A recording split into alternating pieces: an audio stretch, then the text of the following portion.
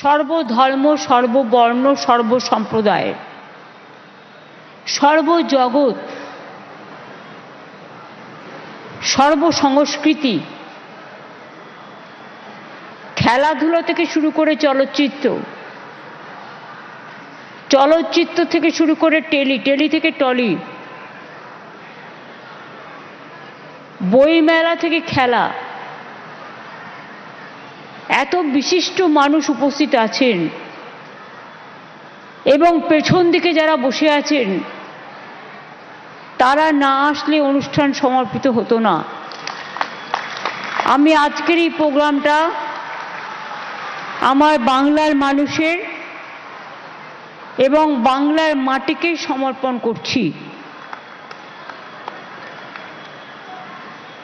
ডোনা গাঙ্গুলির নৃত্য পরিবেশনা আপনারা দেখলেন, অপূর্ব ভঙ্গিতে করেছেন।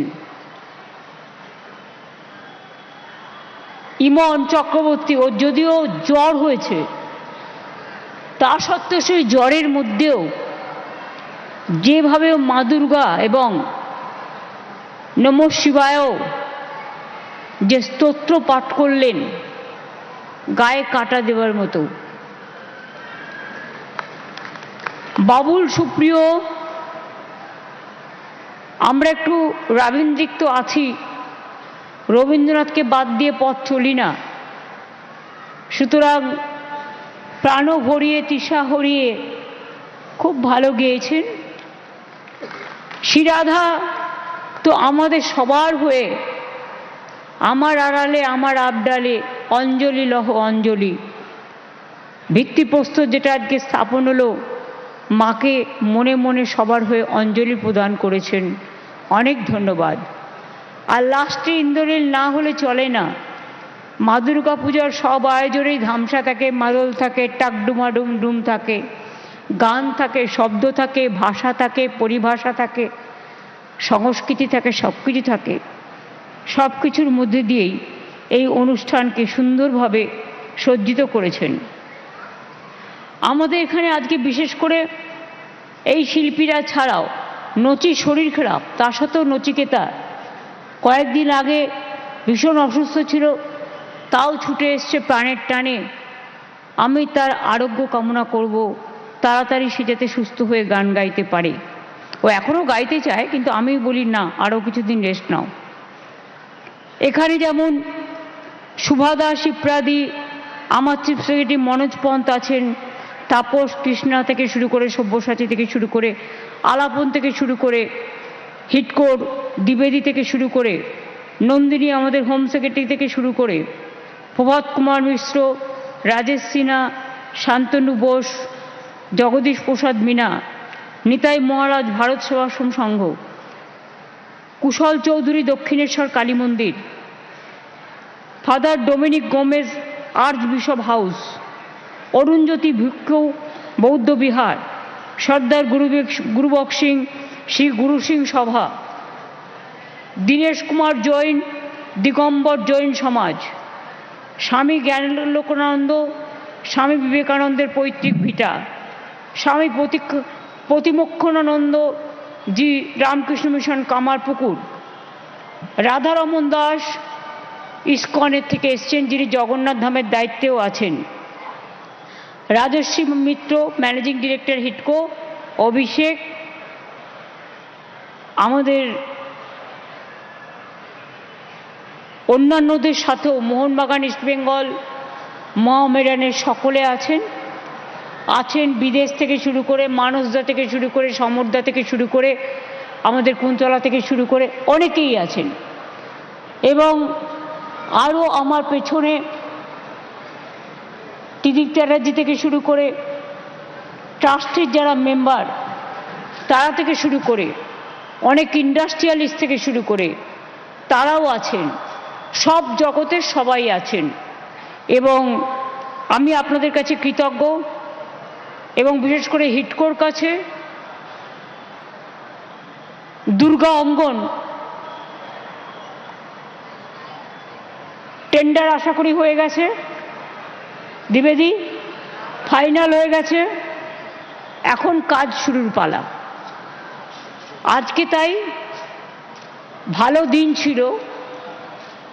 ভালো দিন দেখে শুভ কাজ শুরু করতে গেলে, মাতৃ পূজা করতে গেলে একটু ভালো দিন দেখে নিতে হয়। যে কোনো ধর্ম, যে কোনো বর্ণ, যে কোনো জাতিরই তাদের জীবনে কিছু কিছু শুভ দিন থাকে। সব কিছুই চন্দ্র সূর্য গ্রহ তারাকে কেন্দ্র করে। কাজে আজকের এই দিনটি আমি মনে করি আমাদের সকলের কাছে এক ঐতিহাসিক দিন এবং আমাদের বাংলার পালঙ্কে আরেকটি মুকুট। বলতে পারেন দুর্গাপুজো তো ঘরে ঘরে হয়, পাড়ায় পাড়ায় হয়, ক্লাবে ক্লাবে হয়, তা সত্ত্বেও আর একটা দুর্গাঙ্গন করার প্রয়োজন কোথায়? প্রয়োজন এই কারণে, যেটা আমাদের জাতীয় উৎসব হিসেবে ইউনেস্কোর কাছ থেকে বিশেষ করে আমরা যে সম্মান পেয়েছি, সেই সম্মানটাকে সংরক্ষিত রাখার জন্য আজকের দিন এবং ভবিষ্যৎ প্রজন্মের জন্য এই দুর্গা অঙ্গন 365 দিনই আপনারা দেখতে পাবেন এবং প্রতিদিনই হাজার হাজার মানুষ আসবেন, হাজার হাজার মানুষ আসবেন।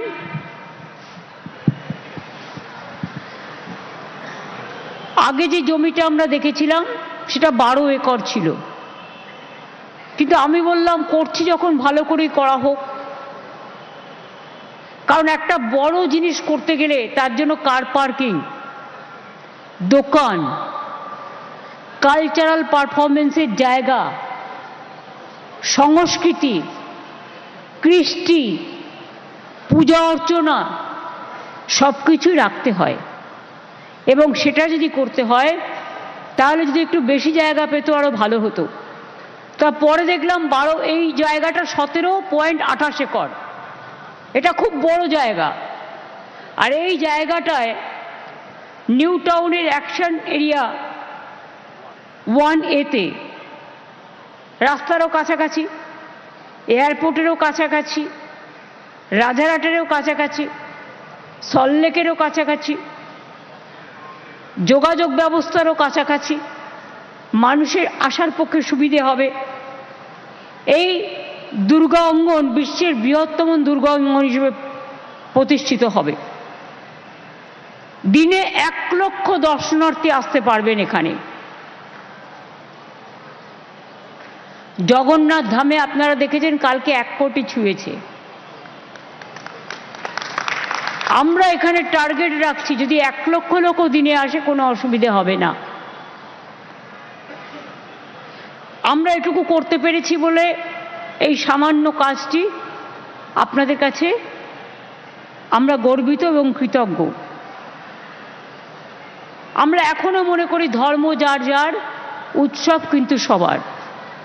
দেখতেই পাচ্ছেন একদিকে যেমন গুরু বক্সিংজি আছেন, অন্যদিকে বৌদ্ধ ধর্ম আছে, অন্যদিকে স্বামী বিবেকানন্দের বাড়ি থেকে মহারাজ এসছেন, কামারপুকুর থেকে এসছেন, ভারত সেবাশ্রম সংঘ থেকে এসছেন, আমাদের আমিরুদ্দিন ভাই এসছেন, আমাদের কামারুদ্দিন ভাই এসছেন, নাদিম এসছেন, আমাদের আর্চ বিশপ হাউস থেকে, আমাদের দক্ষিণেশ্বর কালী মন্দির থেকে, অর্থাৎ বিভিন্ন জায়গা থেকে, বৌদ্ধ প্রতিষ্ঠান থেকে, সব জায়গা থেকে সকলে এসছেন।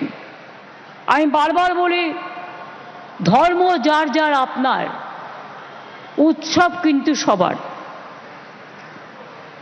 365 দিনই এখানে মা দুর্গা পুজোর নিত্য আঙ্গিনা হবে প্রতিদিন। এবং আমাদের 365 দিনই আপনারা মা দুর্গা দর্শন করার সুযোগ পাবেন এবং নানা রকম সাংস্কৃতিক প্রোগ্রাম দেখতে সুযোগ পাবেন। সংস্কৃতি জগতের অনেক কর্মসংস্থান হবে, অনেক দোকানঘাট তৈরি হবে, সেলফ হেল্প গ্রুপ সৃষ্টি, যারা নানা রকম কারিগরেরা কারুশিল্প নিয়ে, চারুশিল্প নিয়ে তারা মাঠে ময়দানে মেলা বসে, মানুষ একটা তীর্থক্ষেত্রে গেলে অনেক কিছু কিনতে চায় লোকাল, সে সুযোগগুলো হবে, অনেক এমপ্লয়মেন্ট জেনারেশন হবে। আপনারা জানেন ইনট্যাঞ্জেবল কালচারাল হেরিটেজ হিসেবে যখনই ইউনেস্কো আমাদের স্বীকৃতি দেয় তখন সেই দুর্গা অঙ্গন হবে বাংলার সাংস্কৃতিক ও আধ্যাত্মিক সেই মিলনস্থল, সাংস্কৃতিক মিলনস্থল, যা দেশ বিদেশের লক্ষ লক্ষ পর্যটকদের কাছে বাংলার শিল্প, বাংলার সংস্কৃতি, বাংলার বৈচিত্র্যের মধ্যে ঐক্য, সেটাকেও তুলে ধরবে।